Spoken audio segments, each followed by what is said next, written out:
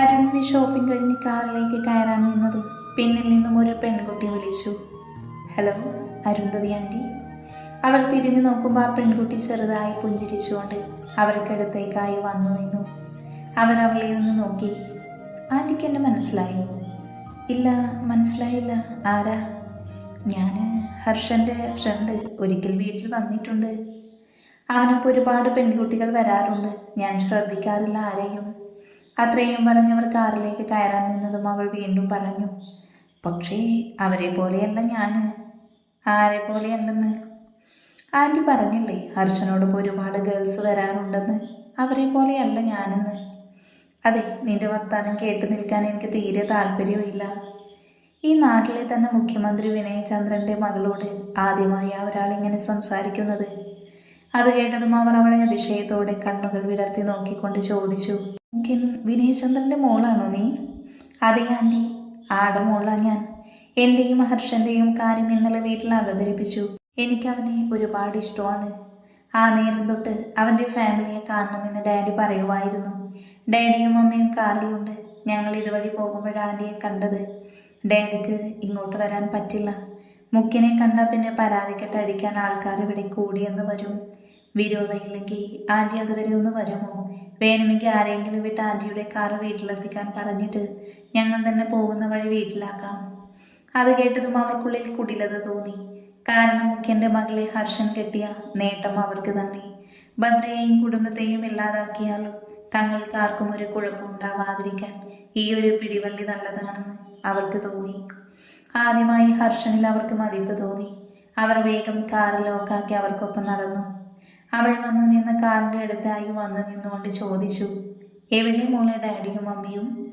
അവളെ നോക്കി ചോദിച്ചതും കാറിലെ ഫ്രണ്ട് ഗ്ലാസ് താഴ്ത്തി മുഖം തുണി കൊണ്ട് മറച്ചുകൊണ്ട് അവർക്ക് നേരെ മയങ്ങാനുള്ള സ്പ്രേ ഹിരൺ അടിച്ചതും അവർ ബോധം മറഞ്ഞ് അവളുടെ ദേഹത്തേക്ക് വീണു. എന്നാൽ ആ നിമിഷം തന്നെ ഹിരണും കൂടെയുണ്ടായിരുന്ന വേറെ 2 പേരും ചേർന്ന് അവരെ കാറിൽ കയറ്റി കിടത്തി അവിടെ നിന്ന് പോകാൻ നേരം ഹിരൺ അവളെ നോക്കി പറഞ്ഞു, താങ്ക്സ് അനന്യ. അവൾ വേഗം അവളുടെ കാറിൽ കയറുന്ന കൂട്ടത്തിൽ അവനെ നോക്കി പറഞ്ഞു, വരവ് വെച്ചിരിക്കുന്നു. ഫോണിലൂടെ കേട്ട വാർത്ത ഹരീന്ദ്രനിൽ ഒരുപാട് നടുക്കമുണ്ടാക്കി. അവൻ ഫോണിലൂടെ ഹർഷനോട് അലറി, പിന്നെ എന്തോ അലക്കക്കാടോ നീയൊക്കെ അവിടെ ഉള്ളത്? അതിങ്ങനെ സ്വയം നിലനിൽപ്പല്ലാതെ നീ മറ്റൊന്നും ചിന്തിക്കില്ലല്ലോ. നീയും ഡാഡിയും പോയപ്പോൾ അമ്മയെ ഒറ്റയ്ക്കാക്കരുത്. ഒന്നുകിൽ നിങ്ങൾക്കൊപ്പം കൊണ്ടുപോകണം, അല്ലെങ്കിൽ ഞാൻ വരുന്നത് വരെ അമ്മയെ മുമ്പേക്ക് ആക്കണമെന്നല്ലേ പറഞ്ഞത്? അമ്മ വരാത്തതിന് ഞാനും ഡാഡിയും എന്ത് ചെയ്തു? വന്നില്ലെങ്കിൽ നിർബന്ധിക്കണമായിരുന്നു. ഞാനൊരു കാര്യം പറഞ്ഞേക്കാം, അമ്മയ്ക്ക് എന്തെങ്കിലും പറ്റിയ അമ്മയെ കൊണ്ട് പോയവർക്ക് കൊടുക്കുന്ന അതേ ശിക്ഷ തന്നെ നിനക്കും ഡാഡിക്കും ഞാൻ തന്നിരിക്കും. ഈ ലോകത്ത് ഈ ഹരീന്ദ്രന് പ്രിയപ്പെട്ടതായി എന്തെങ്കിലും ഉണ്ടെങ്കിൽ അതെൻ്റെ അമ്മ മാത്രമാ. അതോർത്താ നിനക്ക് കൊള്ളാം. ഏട്ടാ ഞാൻ. എന്നാൽ ഹർഷൻ പറയാൻ വന്നത് കേൾക്കാൻ പോലും തയ്യാറാവാതെ ഹരീന്ദ്രൻ ഫോൺ വെച്ചു. പിന്നെ വേഗം ഡ്രസ്സ് എടുത്തിട്ട് അവൻ ബെഡിലേക്ക് അടിയിലായി വെച്ചിരുന്ന ഗണ്ണെടുത്ത് പിന്നിലായി സേഫായി വെച്ചുകൊണ്ട് വേഗത്തിൽ താഴേക്ക് ഇറങ്ങി വന്നു. മുത്തശ്ശനും കല്ലവും രുദ്രയും മുന്നിലിരിക്കുമ്പോഴാണ് താഴേക്ക് ഹരീന്ദ്രൻ ഇറങ്ങി വന്നത്. അവനെ കണ്ടതും രുദ്ര ഒന്ന് നോക്കിയിട്ട് കല്ലുവിനെ നോക്കി. അവളാണെങ്കിൽ ഹരീന്ദ്രനെ ശ്രദ്ധിക്കാതെ ഫോണിൽ ഡ്രസ്സ് ഓർഡർ ചെയ്യുന്ന തിരക്കിലായിരുന്നു. ഈ സമയം മുത്തശ്ശൻ അവനെ നോക്കി ചോദിച്ചു, അല്ല സൂര്യ, നീ ഇതെങ്ങോട്ടാ പോകുന്നേ? അത് പിന്നെ മുത്തശ്ശ, എൻ്റെ ഒരു ഫ്രണ്ട് വന്നിരുന്നു മുംബൈയിൽ നിന്ന്. കുറച്ച് ദിവസമായി വന്നിട്ട്. മറ്റന്നാൾ തിരിച്ചു പോകും. അതിനു മുൻപ് എന്നെ കാണണമെന്ന് പറഞ്ഞിരുന്നു. അതുമാത്രമല്ല അവൻ്റെ അമ്മയ്ക്ക് തീരെ വയ്യെന്ന് പറഞ്ഞു. അപ്പം അവൻ പോകും മുൻപ് 2 പേരെയും കണ്ടിട്ട് വരാമെന്ന് കരുതി. ഹരീന്ദ്രൻ അത് പറയുമ്പോഴാണ് കല്ലു അവൻ അവിടെ ഉള്ളതറിയുന്നത്. അവനെ കണ്ടതും ഫോൺ പിന്നിലേക്ക് വെച്ചുകൊണ്ട് മിണ്ടാതിരുന്നു. പോയിട്ട് എപ്പോൾ വരും നീ? മറ്റന്നാൾ. അവനെ ഫ്ലൈറ്റ് കയറ്റി വിട്ടിട്ട് ഞാനിങ്ങ് പോരും. അറിയാലോ, ഉത്സവവും അതുപോലെ ഈ കുടുംബത്തിൻ്റെയും നാടിൻ്റെയും അവകാശം നിനക്കായി നൽകാനുള്ള ചടങ്ങും. ഉത്സവം തീർന്ന പിന്നെ അതായിരിക്കും ഒപ്പം നിന്റെ കല്യാണവും. ഇപ്പോൾ തന്നെ ഇവിടെ ഒരുപാട് കാര്യങ്ങൾ നീ നിന്നു ചെയ്യേണ്ടതുണ്ട്. ആ നേരത്ത് മാറി നിൽക്കുകയെന്ന് പറയുമ്പോൾ അറിയാം മുത്തശ്ശ, ഇതിപ്പോൾ അത്യാവശ്യമായോണ്ടാ. അവിടെ അമ്മ ഒറ്റയ്ക്കല്ലേ. അമ്മയുടെ കാര്യങ്ങൾ നോക്കുന്നത് തന്നെ ഇവനും വൈഫും. പിന്നെ അവിടെ അവരുടെ ആൾക്കാരുണ്ട്. അവരൊക്കെ ചേർന്ന അമ്മയ്ക്ക് ഞാനില്ലാത്തത് കൊണ്ടുള്ള ഒറ്റപ്പെടലില്ലാതായി അവരൊക്കെ നോക്കുന്നത് കൊണ്ട്. അപ്പോൾ അവൻ വന്നിട്ട് പോയി കണ്ടില്ലെങ്കിൽ മോശമല്ലേ? പ്രത്യേകിച്ച് അവൻ്റെ അമ്മയുടെ ഈ അവസ്ഥയിൽ കൂടെ. ഉം, എന്തായാലും നീ ഇറങ്ങിയതല്ലേ, പോയിട്ട് വാ. ഓക്കെ മുത്തശ്ശ. അത്രയും പറഞ്ഞവൻ പോകുമ്പോൾ രുദ്രയെ ഒന്ന് നോക്കി. അവൾ അവനെ നോക്കാതെ കല്ലുവിനെ നോക്കി നിന്നു. അവൻ പോയതും രുദ്രയ്ക്ക് വല്ലാത്ത സന്തോഷം തോന്നി. 2 ദിവസത്തേക്ക് അവൻ്റെ ശല്യമില്ലല്ലോ എന്നോർത്ത്. എന്നാൽ ഈ സമയം മുന്നിലെ കാറ് പായിക്കുകയായിരുന്നു ഹരീന്ദ്രൻ. നിയന്ത്രണമില്ലാതെ ആ വിജനമായ വീതിയിലൂടെ അവൻ്റെ കാറ് മുന്നോട്ട് അതിവേഗത്തിൽ നീങ്ങിക്കൊണ്ടിരുന്നു. ബദ്രി രാത്രി ജനലോരം നിൽക്കുകയായിരുന്നു. പുറത്ത് നല്ല നിലാവിനൊപ്പം തണുത്ത കാറ്റും, ഒപ്പം ആ കാറ്റിൽ തന്നെ ചെറിയ മഴത്തുള്ളികൾ അവൻ്റെ മുഖത്തും കൈകളിലും ജനൽപ്പാളിയിലൂടെ അകത്തേക്ക് തെറിച്ചു വീണു.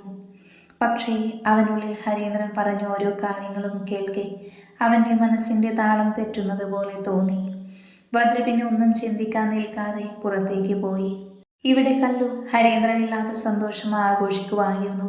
വീട്ടിൽ എന്നത്തെയും കാളേറെ അവളുടെ സൗണ്ട് ഉച്ചത്തിലായിരുന്നു. അതുകൊണ്ട് തന്നെ അടുക്കളയിൽ നിന്നും ഗായത്രി വിളിച്ചു പറഞ്ഞു, എൻ്റെ കല്ലു, ഒച്ചയുണ്ടാക്കാതെ അടങ്ങിയിരിക്കുന്നുണ്ടോ നീ? മനുഷ്യന് ചെവിതല തരില്ലെന്നുണ്ടോ? അത് കേട്ടതും അവൾ അങ്ങോട്ടേക്ക് ചെന്ന് നിന്നുകൊണ്ട് പറഞ്ഞു, ഇല്ലല്ലോ. ഇന്ന് ഞാൻ ഒരുപാട് ഒച്ചയുണ്ടാക്കും. കൂട്ടിന് വേണമെങ്കിൽ രുദ്രചേച്ചിനൊപ്പം കൂട്ടും. എന്തേ, കാണണോ അമ്മയ്ക്ക്?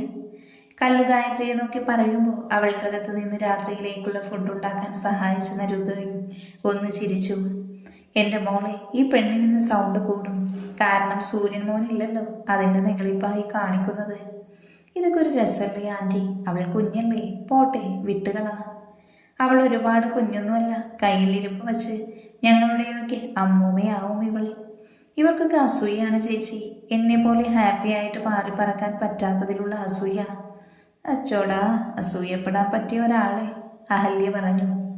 അതിനവൾ അവരെ നോക്കി മുഖം കൂട്ടിക്കൊണ്ട് രുദ്രയെ നോക്കി. ചേച്ചീനെ ഇവിടെ നിൽക്കണ്ട, നിന്നാലേ ചേച്ചീനെ ഈ പഴഞ്ചൻ ലേഡീസ് മാതിരി ആക്കിയെടുക്കും. അതുകൊണ്ട് എനിക്കൊപ്പം വന്നേ. അത്രയും പറഞ്ഞ് രുദ്ര അരിഞ്ഞോണ്ടിരുന്ന പച്ചക്കറി അവിടെ വാങ്ങിയിട്ട് അവളെയും കൂട്ടിക്കൊണ്ട് പോകുമ്പോൾ മായ പറഞ്ഞു, നീ വഴിതെറ്റിന് മോളെ കൂടെ വഴിതെറ്റിക്കാനാണോ? മായ അടുത്തടിച്ചു പറഞ്ഞു.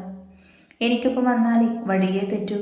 നിങ്ങൾക്കൊപ്പം നിന്നാലേ ചേച്ചി മൊത്തത്തിൽ തെറ്റിയെന്ന് വരും. ഇങ്ങനെ പോയ മോളെ ചിലപ്പോൾ ഹരീന്ദ്രൻ തന്നെ തിരിച്ചയക്കും മുമ്പേക്ക്. അപ്പം ഈ ഞങ്ങളെ കാണും നിനക്ക് കേട്ടോ. അപ്പോൾ വാ ചെറിയമ്മേ, ചിറ്റയെന്നൊക്കെ വിളിച്ച് അഹല്യ പറഞ്ഞു. അതിന് ചേച്ചീനെ ഞാൻ ഇവിടുന്ന് പോകാൻ സമ്മതിച്ചിട്ട് വേണ്ടേ? ചേട്ടൻ പോണെങ്കിൽ പോട്ടെ, ചേച്ചീനെ ഞാൻ എങ്ങും വിടില്ല. ഇനി അഥവാ പോയാ കൂടെ ഞാനും അങ്ങ് പോകും. അരുന്ധതി കണ്ണുകൾ തുറന്ന് മുന്നിലേക്ക് നോക്കി. പരിചയമില്ലാത്ത സ്ഥലം.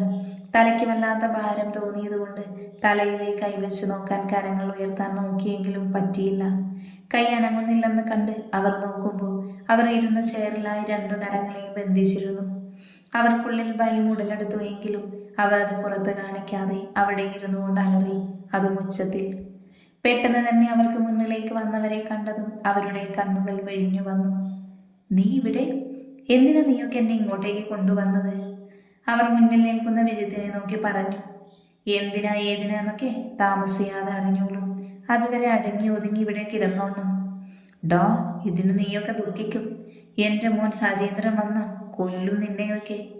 എന്ന് വരാൻ പറ അവനോട്, വന്ന് കൊല്ലാൻ പറ ഞങ്ങളെ. ദേ, ഇപ്പം നിങ്ങളുടെ മുന്നേ തന്നെ ഇല്ലേ ഞങ്ങൾ? വിജിത്ത് അവരെ നോക്കി പറഞ്ഞു. കൊല്ലുമിടാ, എൻ്റെ മോൻ കൊല്ലും നിന്നെയൊക്കെ. അവനില്ലേ ആ ബദ്രിയുടെ മുന്നിലിട്ട് കൊന്നിട്ട് അവനെയും കൊല്ലും. എന്തായാലും എല്ലാം അറിഞ്ഞിട്ടുണ്ടാവും നീയൊക്കെ. എന്നെ ഇവിടേക്ക് കൊണ്ടുവന്നെന്ന് മനസ്സിലായി.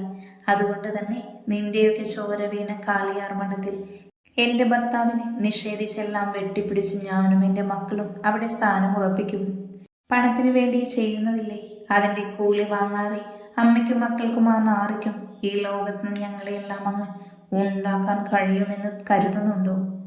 നീയൊക്കെ കരുതിയതെന്താ, ഞങ്ങൾ പണം കാണാതെ കിടക്കുന്നത് കൊണ്ട് നിന്നിൽ നിന്നൊക്കെ എല്ലാം തട്ടിയെടുക്കുന്നെന്നോ? അല്ല, കാളിയാർ മഠം അതെനിക്കൊന്നും അത്ഭുതമായിരുന്നു. ആദ്യമായി എൻ്റെ ഏട്ടൻ അശോകനില്ലേ, അയാൾക്കൊപ്പം അവിടെ വന്നപ്പോൾ തന്നെ ഉറപ്പിച്ചു ആ വീട്ടിലെ മഹാറാണിയായി വാഴണമെന്ന്. അതിനുവേണ്ടി തന്നെയാ നിന്റെ ചെറിയച്ഛനെ ഞാൻ സ്നേഹിച്ചതും. പക്ഷെ അങ്ങേർക്ക് പോലും അറിയാത്തൊരു കാര്യമുണ്ട്. അതെന്തെന്ന് വെച്ചാൽ ഞാൻ ആഗ്രഹിച്ചതും ഇഷ്ടപ്പെട്ടതും നിന്റെ ചെറിയച്ഛനെ ആയിരുന്നില്ല, ബദ്രിയുടെ അച്ഛൻ വീരേന്ദ്രനെ ആയിരുന്നു. അയാളോട് തോന്നിയത് ഭ്രാന്തമായ ഇഷ്ടമായിരുന്നു. പക്ഷേ അത് അയാൾ മനസ്സിലാക്കിയില്ല. അയാളിലെ പ്രണയം ജയലക്ഷ്മി ആയിരുന്നു. അറിഞ്ഞപ്പോൾ ഒരുപാട് വൈകിപ്പോയി. ഒരുപാട് തവണ കൊല്ലാൻ നോക്കി, പക്ഷെ അവളുടെ ആയുസ്സിൻ്റെ ഫലം ഒന്നുകൊണ്ട് രക്ഷപ്പെട്ടുകൊണ്ട് തന്നെയിരുന്നു. അയാളെ നേടാൻ വേണ്ടിയോ നിന്റെ ചെറിയച്ഛനോട് ഇഷ്ടമെന്ന് പറഞ്ഞത് എന്ന് അവിടെയും കല്യാണിയുടെ രൂപത്തിൽ എനിക്ക് മറയുണ്ടാക്കി. കല്യാണിയെ കെട്ടേണ്ടത് അപ്പോഴത്തെ ആവശ്യമായതുകൊണ്ട് മാത്രം സമ്മതിച്ചു. പക്ഷെ ആ സമയത്ത് തന്നെ എന്നെ രഹസ്യമായി കല്യാണം കഴിപ്പിച്ച് താമസിപ്പിക്കുകയും ചെയ്തു. അപ്പോഴും മനസ്സിൽ ബദ്രിയുടെ അച്ഛനും ആ വീടുമായിരുന്നു. അന്നത്തെ ബദ്രിയുടെ അച്ഛൻ്റെ ആക്സിഡന്റ് അത് ഞാൻ പറഞ്ഞിട്ട് സ്വത്തുക്കൾ കൈക്കലാക്കാൻ അയാൾ ചെയ്തതായിരുന്നു. ഒരിക്കലും ബദ്രിയുടെ അച്ഛൻ മരിക്കണമെന്ന് കരുതി ചെയ്തതല്ല.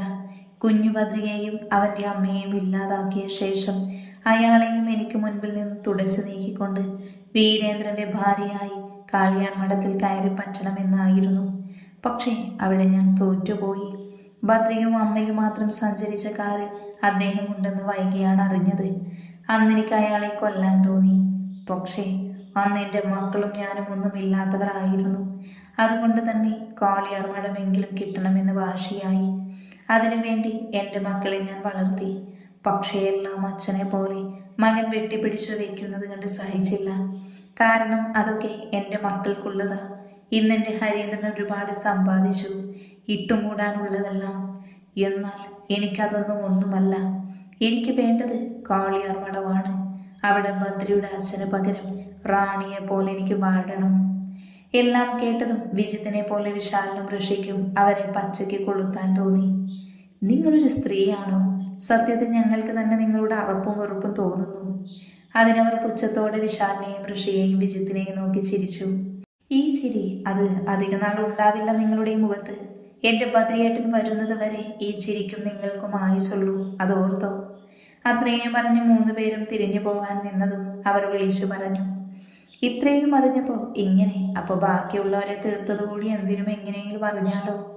അത്രയും പറഞ്ഞവർ അട്ടഹസിച്ചു ചിരിച്ചതും വിശാലവിടെ അവരെ നോക്കാൻ നിർത്തിയ 2 പേരോടായി പറഞ്ഞു. ഒരിറ്റു വെള്ളം കൊടുക്കരുത് പന്ന മൂക്ക്. തൊണ്ടകീറി വിളിക്കുവാണെങ്കിൽ ജീവൻ കുറച്ച് ദിവസം നിലനിൽക്കാൻ മാത്രം ഒരിറ്റു വെള്ളം വീതം കൊടുത്താൽ മതി. എന്നാൽ അപ്പോഴും അവരുടെ മുഖത്ത് തൻ്റെ ഹരീന്ദ്രൻ വന്ന് ഇവരെയെല്ലാം കൊന്നിട്ട് തന്നെ കൊണ്ടുപോകുമെന്നുള്ള ആത്മവിശ്വാസമായിരുന്നു. അത് അവരുടെ മുഖത്തെ ഭാവവ്യത്യാസത്തിലൂടെ തന്നെ വായിച്ചെടുക്കുകയായിരുന്നു. രുദ്ര റൂമിൽ വരുമ്പോൾ 12 മണി കഴിഞ്ഞിരുന്നു. കല്ലു അവൾക്ക് ഉറക്കം വരുന്നെന്ന് പറഞ്ഞിട്ട് വിടാൻ കൂട്ടാക്കിയില്ല. അവൾക്ക് നേരം പുലരുന്നത് വരെ രുദ്രയുടെ കൂടെ സംസാരിച്ചിരിക്കാനായിരുന്നു ആഗ്രഹം. എന്നാൽ അതെല്ലാം മായയും അഹല്യയും ഇല്ലാതാക്കി കൊടുത്തു. അവൾക്കൊപ്പം ഇരുന്ന ഇന്നത്തെ ദിവസം രുദ്രയെ ഉറക്കില്ലെന്ന് കണ്ടതും അവർ തന്നെ രുദ്രയെ അവൾക്കടുത്ത് നിന്നും റൂമിലേക്ക് പറഞ്ഞു വിട്ടു.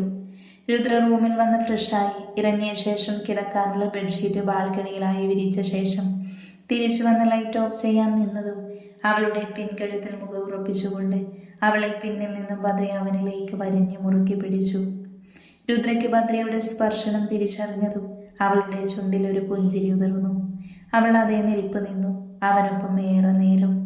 എന്നാൽ ബദ്രി അവളെ വേഗം അവനിലേക്ക് തിരിച്ചു നിർത്തി അവളുടെ ചുണ്ടിലേക്ക് നോക്കി. അവിടേക്ക് മുഖം അടുപ്പിക്കാൻ നിന്നതും രുദ്ര ചിരിച്ചുകൊണ്ട് അവൻ്റെ കരങ്ങളിൽ കിടന്നുകൊണ്ട് തന്നെ പിന്നിലേക്ക് മറിഞ്ഞു. എന്നാൽ ബദ്രി അവളെ കൂടുതൽ ശക്തിയോടെ അവനിലേക്ക് അടുപ്പിച്ചു. എന്നിട്ട് അവളുടെ കണ്ണിലേക്ക് നോക്കി പറഞ്ഞു, അടങ്ങി നിൽക്കടി ഉണ്ടക്കണ്ണി. അല്ല, ഇന്നെന്താ ഏട്ടന് പറ്റിയേ? അല്ലെങ്കിൽ ഇങ്ങനെയല്ലല്ലോ. അല്ലെങ്കിൽ പിന്നെ ഞാൻ എങ്ങനെയാ മോളെന്ന് പറഞ്ഞേ? പറയാം, ആദ്യം ഏട്ടൻ ഈ പിടി വിട്ടേ. ഇന്നിനി ഈ പിടി അത് ഞാൻ വിടില്ല മോളെ. അത്രയും പറഞ്ഞ് രുദ്രയുടെ ചുണ്ടിൽ അവൻ ചുണ്ട് ചേർക്കാൻ നിന്നതും അവൾ കരങ്ങൾ കൊണ്ട് അവൻ്റെ വാ പൊത്തി പിടിച്ചു. ബദ്രി കണ്ണുകൾ തുറന്ന് അവളെ നോക്കുമ്പോൾ രുദ്ര അതേ നിൽപ്പിൽ അങ്ങനെ തന്നെ അവനെ നോക്കി ചിരിച്ചുകൊണ്ട് നിൽപ്പുണ്ടായിരുന്നു. ബദ്രി അവളുടെ ഇടുപ്പിലൊന്ന് ഇക്കിളിയാക്കിയതും അവൾ അവൻ്റെ വായിൽ നിന്നും കരങ്ങൾ പിൻവലിച്ച് ബദ്രിയെ നോക്കി. അപ്പോഴും ബദ്രി അവളെ തന്നെ നോക്കി നിൽക്കുമായിരുന്നു.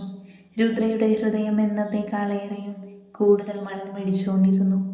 രുദ്ര ബദ്രിയെ തന്നെ മതിമറന്ന് നോക്കുമ്പോഴും അവൻ്റെ കണ്ണുകൾ അവളുടെ ആ റോസ് ഇതളുകളിൽ മാത്രമായി തങ്ങി നിന്നു. ബദ്രി കുറച്ച് കഴിഞ്ഞതും അവളുടെ കണ്ണുകളിൽ നോക്കി പറഞ്ഞു, എനിക്കിനിയും പിടിച്ചു നിൽക്കാനാവില്ലടി പെണ്ണെ. ഓരോ ദിവസം കഴിയും തോറും നിന്നോടുള്ള പ്രണയവും മോഹവും എല്ലാം കൂടി വരുക. ഇനിയും എന്നിലെ നിന്നിലേക്കായി ആർത്തിരമ്പുന്ന പ്രണയം അത് നിന്നിലേക്ക് മാത്രമായി പകുത്തു തന്നില്ലെങ്കിൽ എനിക്ക് എന്നെ തന്നെ നിയന്ത്രിക്കാൻ കഴിഞ്ഞെന്ന് വരില്ല. ഈ ഭദ്രയിൽ മാത്രമായി അലിഞ്ഞു ചേരാൻ തയ്യാറല്ലേ നീ? പറ രുദ്ര, തയ്യാറാണോ? ഭദ്ര അത് ചോദിക്കുമ്പോൾ കേട്ടത് വിശ്വാസം വരാതെ രുദ്ര അവനെ തന്നെ നോക്കി നിന്നു. ദേഹി പെണ്ണെ, വേഗം പറയുന്നുണ്ടോ നീ? ഇല്ലെങ്കിൽ സമ്മതത്തിനൊന്നും കാത്തു നിൽക്കില്ല ഞാൻ. എല്ലാം ഞാൻ നിന്നിൽ നിന്നും കവർന്നെടുക്കുമ്പോഴാവും മോള് തന്നെ അറിയുന്നത്. വേഗം പറയുന്നുണ്ടോ? ഇല്ലെങ്കിൽ ഞാൻ. അത്രയും പറഞ്ഞ് അവളെ പിടിച്ചടുപ്പിച്ചതും രുദ്ര പറഞ്ഞു, ശരിക്കും ഇപ്പോഴും എനിക്ക് വിശ്വാസം വരുന്നില്ല. ഏട്ടൻ ശരിക്കും പറഞ്ഞതാണോ? അവൾ കണ്ണുകൾ വിടർത്തി ചോദിച്ചു. അതിനുത്തരം അവൻ നൽകിയത് വാക്കുകൾ കൊണ്ടായിരുന്നില്ല, മറിച്ച് ചുണ്ടുകൾ കൊണ്ടായിരുന്നു. അവൻ മൃദുവായി അവളുടെ ചുണ്ടിൽ മുത്തിക്കൊണ്ട് പറഞ്ഞു, ഇപ്പോൾ വിശ്വാസമായോ? അതിനവൾ ചിരിച്ചുകൊണ്ട് ഭദ്രയുടെ താടിയിൽ പിടിച്ചു വലിച്ചു. ഭദ്ര അവളെ ഇരു കൈകളിലായി എടുത്തുയർത്തി അവിടെയുള്ള മേശയുടെ പുറത്തായി രുദ്രയെ ഇരുത്തി. അപ്പോഴും വല്ലാത്തൊരു ഭാവത്തോടെ രുദ്ര അവനെ നോക്കി. അവൻ അവളുടെ മുഖത്തുകൂടെ കൈവിരലുകൾ കൊണ്ട് ഓടിച്ചു. രുദ്ര ആ നിമിഷം കണ്ണുകൾ അടച്ച് മറ്റൊരു ലോകത്തായിരുന്നു. ഭദ്രയുടെ കരങ്ങൾ അവളുടെ ചുണ്ടിൽ പതിച്ചതും അവൻ അവളുടെ ചുണ്ടുകൾ അവൻ്റെ കരങ്ങളിലായി പിടിച്ചെടുത്തു. ഒപ്പം അവൾ പോലും ചിന്തിക്കാത്ത നിമിഷത്തിൽ അവൻ അവളെ കടിച്ചെടുത്ത് നുണയാൻ തുടങ്ങി. രുദ്രയുടെ കണ്ണുകൾ ഇപ്രാവശ്യം പുറത്തേക്ക് വികസിച്ചു വന്നു. ഒപ്പം അവളിലെ പിടി ശക്തിയായി ഭദ്രയിൽ മുറുകുകയും ചെയ്തു. ഭദ്ര ഇരു ഇതളുകളായി കടിച്ചെടുത്ത് നുണയാൻ തുടങ്ങി, ശക്തിയായി തന്നെ. അവൻ്റെ ചുംബനത്തിൻ്റെ തീവ്രത കൂടുന്നതിനനുസരിച്ച് അവളുടെ ഇടുപ്പിലെ പിടിയും മുറുകിക്കൊണ്ടിരുന്നു. രുദ്രയും അവൻ അവളിലേക്ക് തന്നെ ചേർത്ത് പിടിച്ചു. അവനിൽ നിന്നും അവൻ്റെ ചുണ്ടുകളിൽ പ്രഹരിക്കുന്ന തേൻ ആസ്വദിച്ചുകൊണ്ടിരുന്നു. ചുണ്ടുകൾ വിട്ട് നാവുകൾ തമ്മിൽ പിണഞ്ഞുകെട്ടി. ചുംബനത്തിൻ്റെ മറ്റൊരു ഉന്മാദ തലത്തിൽ രണ്ടുപേരും എത്തുമ്പോൾ മെല്ലെ ഭദ്ര അവളിൽ നിന്നും ചുണ്ടുകൾ അടർത്തി മാറ്റിക്കൊണ്ട് അവളെ ഒന്ന് നോക്കി. അവനെ നോക്കി കിതപ്പടക്കുന്ന അവളെ തന്നെ ഭദ്ര വീണ്ടും നോക്കിയ ശേഷം അവളുടെ മുഖം അവൻ്റെ കരങ്ങളിലാക്കി ആക്കിയ ശേഷം അവളുടെ നെറ്റിയിൽ ചുണ്ടുകൾ ചേർത്തു. പിന്നെ മെല്ലെ അവൻ തൻ്റെ ഇരു കരങ്ങളിലായി രുദ്രയെ കോരിയെടുത്തുകൊണ്ട് ബെഡിൻ്റെ സൈഡിലേക്ക് നടന്നു. അപ്പോഴും ഭദ്രയെ തന്നെ കണ്ണുകൾ വിടർത്തി നോക്കിക്കൊണ്ട് അവൻ്റെ കരങ്ങളിൽ തന്നെ കിടക്കുകയായിരുന്നു രുദ്ര. ഭദ്ര മെല്ലെ അവളെ ബെഡിലേക്കിട്ടു. രുദ്ര ബെഡിൽ കിടന്നുകൊണ്ട് തന്നെ ഭദ്രയെ നോക്കിയതും അവൻ അവൾക്കടുത്തായി ചാടി വീണു. എന്നാൽ രുദ്ര വേഗം ബെഡിൽ നിന്നും എഴുന്നേറ്റ് മുന്നിലേക്കിരുന്നതും ഭദ്ര അവളുടെ കഴുത്തിൽ മുഖം അടുപ്പിച്ച് അവൻ്റെ താടി രോമങ്ങൾ കൊണ്ട് ഇക്കിളി കൂട്ടി. രുദ്രയ്ക്ക് ആ നിമിഷം പിടിച്ചു നിൽക്കാനായില്ല. അവൾ മുഖം തിരിച്ചതും ഭദ്ര അവളെ തനിക്ക് അഭിമുഖമാക്കി അവളെ അവനിലേക്ക് ചേർത്ത് പിടിച്ച് ബെഡിലേക്ക് മറിഞ്ഞു. ഭദ്ര അവളെ കരങ്ങൾ അവൻ്റെ കരങ്ങളാൽ കൂട്ടിക്കെട്ടി. ഒപ്പം അവളുടെ കഴുത്തിടുക്കിൽ മുഖം അടുപ്പിച്ച് അവൾ ചെറുതായി കടിച്ചുകൊണ്ട് നുണഞ്ഞു. രുദ്രയിൽ വല്ലാത്തൊരു ഉന്മാദം നിറഞ്ഞു. അവൾ അവനെ കണ്ണുകൾ വിടർത്തി ഒന്ന് നോക്കി. എന്നാൽ ഭദ്രയുണ്ടോ അതൊന്നും ശ്രദ്ധിച്ചില്ല. അവൻ അവളുടെ കഴുത്തിൽ നിന്നും പിൻ ചെയ്തു വെച്ച സാരി കടിച്ചു പൊട്ടിച്ച് കളഞ്ഞുകൊണ്ട് അവിടേക്ക് വീണ്ടും പല്ലും ചുണ്ടും ആഴത്തിൽ താഴ്ത്തി. അവൾ കണ്ണുകൾ അടച്ച് തന്നെ കിടന്നു. ഭദ്രയുടെ നാവും പല്ലും ചുണ്ടും അവിടെ നിന്നും താഴേക്ക് ചലിക്കുന്നതിനോടൊപ്പം അവളിൽ മനതീർത്ത് കിടന്നതെല്ലാം അവളിൽ നിന്നും വേർപെട്ടു പോയിരുന്നു. ഭദ്രയുടെ പല്ലുകൾ അവളുടെ മാറിലെ ഓരോന്നും അഴിച്ചു മാറ്റുമ്പോൾ അവന് മുൻപിൽ അവളുടെ മാർ വ്യക്തമായതും അവൾ നാണത്താൽ കമിഴ്ന്നു കിടന്നു. ഭദ്ര അവന് മുന്നിൽ തെളിഞ്ഞ അവളുടെ മുതുകിൽ വിരലുകൾ കൊണ്ട് തലോടി. അവളിലെ പെണ്ണിനെ ഉണർത്താൻ വേണ്ടി അവൻ അവളുടെ മുതുകിൽ കൈവിരലുകൾ കൊണ്ട് കളം വരയ്ക്കുന്നതിനോടൊപ്പം ചുണ്ടും നാവും അവിടെ പതിപ്പിച്ചതും ഇപ്രാവശ്യം അവൾക്ക് പിടിച്ചു നിൽക്കാനായില്ല. പൂവിൽ നിന്നും തേൻ നുകരുന്നത് പോലെ അവളുടെ ചുണ്ടുകൾ ചേർത്ത് നുണഞ്ഞുകൊണ്ടിരുന്നു ഭദ്രി. എന്നാൽ അതിൻ്റെ തീവ്രത കൂടുന്നതിനനുസരിച്ച് അവൻ്റെ പല്ലുകൾ അവിടെ ആഴത്തിൽ പതിക്കാൻ തുടങ്ങി. രുദ്ര അവൻ്റെ കരങ്ങളിൽ കിടന്നുകൊണ്ട് തന്നെ ഓരോ ശീൽക്കാര ശബ്ദങ്ങൾ പുറപ്പെടുവിച്ചു. മാറിൽ നിന്ന് പുക്കിൽ ചുഴിയിൽ വന്നു നിന്നതും കൈവിരൽ കൊണ്ട് അവിടെയൊന്ന് കറക്കിയെടുത്ത ശേഷം നാവ് കൊണ്ട് അവിടെയും നുണഞ്ഞു. അപ്പോഴെല്ലാം ഭദ്രയുടെ തലമുടിയിൽ രുദ്ര കോർത്ത് വലിക്കുന്നുണ്ടായിരുന്നു. ഭദ്ര ഒന്ന് ഉയർന്നു പൊങ്ങി രുദ്രയുടെ നെറ്റിയിൽ ചുംബിച്ച ശേഷം അവളിലായി അവൻ അമർന്നു ശക്തിയായി. അവൾ വീണ്ടും വീണ്ടും ആഴ്ന്നിറങ്ങി. ഒന്നല്ല രണ്ടല്ല, ഒരുപാട് തവണ അവളിലെ പെണ്ണിനെ പൂർണ്ണമാക്കിക്കൊണ്ട് അവൻ ഉയർന്നു പൊങ്ങിക്കൊണ്ടിരുന്നു. അവളുടെ കണ്ണിൽ നിന്നും ആനന്ദത്താൽ കണ്ണുനീർ കണങ്ങൾ പുറത്തേക്കൊഴുകി. അപ്പോഴും അവൻ അവളിൽ നിന്നും അടർന്നു മാറാതെ വീണ്ടും വീണ്ടും ആ പെണ്ണിനെ പൂർണ്ണയാക്കി മാറ്റിക്കൊണ്ട് തന്നെയിരുന്നു. അവസാനം അവനും അവളും ഒരുപോലെ ക്ഷീണിച്ചു എന്ന് കണ്ടതും ബദ്രി അവളിൽ നിന്നും അടർന്നു മാറി അവളെ ഒന്ന് ചുംബിച്ചുകൊണ്ട് അവളുടെ മാറിൽ നുണഞ്ഞുകൊണ്ട് അവളുടെ മാറുടക്കിൽ മുഖാമർത്തി കണ്ണുകൾ അടയ്ക്കുമ്പോൾ രുദ്രയും ക്ഷീണത്താൽ കണ്ണുകൾ അടച്ചു.